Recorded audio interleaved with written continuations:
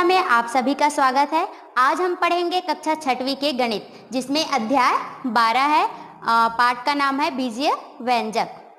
प्रश्नावली है 12 और प्रश्नावली 12 में सबसे पहला सवाल दिया गया है, निम्नलिखित व्यंजकों में एक पदीय व्यंजक और द्विपदी व्यंजक पहचान कर लिखना है। तो बच्चों, सबसे पहले हम दिए गए सवाल को अच्छे से देखेंगे और यह जानने की कोशिश करेंगे कि कौन से सवाल एक पदी है और कौन से सवाल द्विपदी है। तो हम जानने के लिए सबसे पहले सवाल को देख लेंगे। तो सबसे पहला सवाल दिया गया है हमारा 3x धन 4y, 3x धन 4y। तो यहाँ पे देखो, ये दिया गया है 3x और उसके बाद धन चिन्ह लगा गया है और उसके बाद 4y। तो हम कैसे जानेंगे? यदि कोई चरांक या स्थिरांक के बाद कोई चिन्ह का उपयोग होता है तो वो द्विपदी व्यंजक कहलाता है।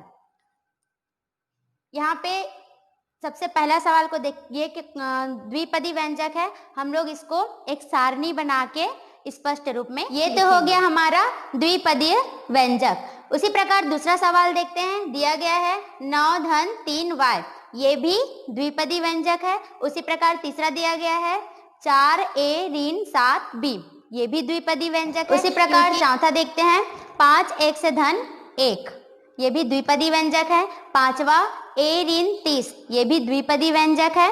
छठवा 4ab, अब ये एक पदी व्यंजक है। क्यों? क्योंकि इसके बाद कोई गुणा भाग धन चिन्ह का उपयोग नहीं हुआ, इसलिए ये एक पदीय व्यंजक है।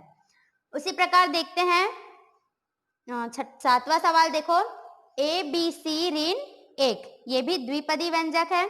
आठवां 3xy, अब ये भी हमारा एक पदी व्यंजक है। क्यों? क्योंकि यहाँ पास भी धन चिन्ह का उपयोग नहीं हुआ है, ना ही ऋण का हुआ है, ना ही गुणा या भाग का, किसी भी चिन्ह का उपयोग नहीं हुआ, इसलिए ये एक पदीय व्यंजक है।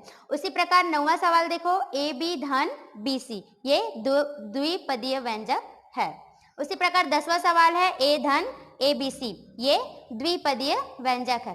बच्चों, अब हम सभी सवालों को एक सारणी बना के एक स्पष्ट रूप में लिख लेंगे। देखो, हम लोगों ने सारणी इस प्रकार से बना ली है। आप लोग भी अपने कॉपी में अच्छे से बना लीजिएगा। ये है क्रमांक और ये एक पदी वाला कॉलम और ये द्विपदी वाला कॉलम। सबसे पहला सवाल देखोगे अपने बुक में दिया गया है 3x धन 4y, तो ये द्विपदी व्यंजक है। तो हम लोग दूसरे वाले कॉलम में लिख लेंगे। उसी प्रकार दूसरा सवाल 9 धन 3y, ये द्विपदी व्यंजक में है। तीसरा सवाल 4a ऋण 7b, ये भी द्विपदी व्यंजक में है।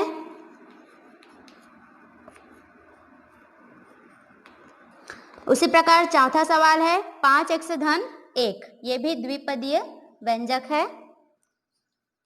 देखेंगे, दिया गया है a ऋण 30, ये भी द्विपदीय व्यंजक है। छठवां सवाल देखोगे अपने बुक में दिया गया है 4ab, तो ये बच्चों एक पदीय व्यंजक है, इसलिए हम इसको एक पदी वाले कॉलम में लिख लेंगे। सातवां सवाल देखो, a b c ऋण 1, ये द्विपदी व्यंजक है। आठवां 3xy, ये एक पदी व्यंजक है। नौवां a b धन b c, ये द्विपदीय व्यंजक है। 10वां a धन b c, ये द्विपदीय व्यंजक है। इसी प्रकार से हम पूरे सवाल को इस तरह से बनाएंगे। तो आइए देखते हैं प्रश्न क्रमांक 2। प्रश्न क्रमांक 2 में क्या दिया गया है, पढ़ लेते हैं एक बार। निम्नलिखित व्यंजकों में से सजाती व्यंजक को चुनकर लिखना है हमको। सवाल दिया गया है 5xy 7c ऋण 4/5yz, इसी प्रकार से ये सवाल दिया गया है। अब हमको देखना ये है कि कौन से चर समान है।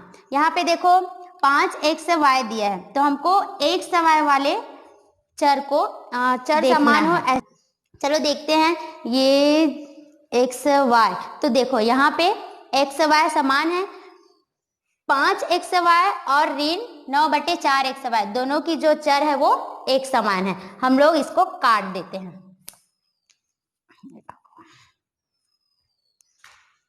अब इसको इस सारणी में लिख लेंगे, 5xy, दूसरा है ऋण 9/4xy। इसी प्रकार से दूसरा देखते हैं, यहाँ पे दिया गया है 7c। अब यहाँ पे चर है c, तो फिर से देखेंगे कि किस में कौन सी पद में c वाली चर लिखा गया है। ये 7bc है, तो ये दोनों चर समान नहीं है। ये देखो ये है 2c, तो यहाँ पे 7c और ये 2c, दोनों की जो चर है वो एक समान है। फिर से हम इसको काट देंगे और वहां पे लिख लेंगे। यहाँ पे दिया गया है ऋण 4/5 yz। अब yz वाले पद कहाँ पे है? ये यहाँ पे। अब हम दोनों काट देते हैं और वहां पे लिख लेते हैं, ऋण 4/5 yz और दूसरा है 11/13 yz। ऋण 7bc, bc वाली पद कहाँ पे है? ये यहाँ पे। इसको काट देंगे और वहां पे लिख लेंगे, ऋण 7bc और ये bc।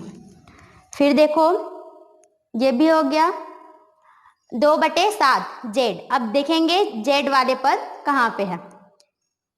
ये 7z, ये दोनों समान है, 2/7 z और ये हो गया 7z।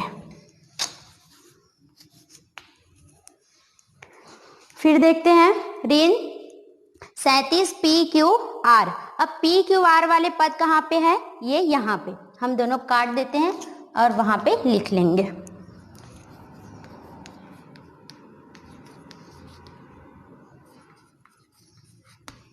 इन 37pqr और ये 9pqr।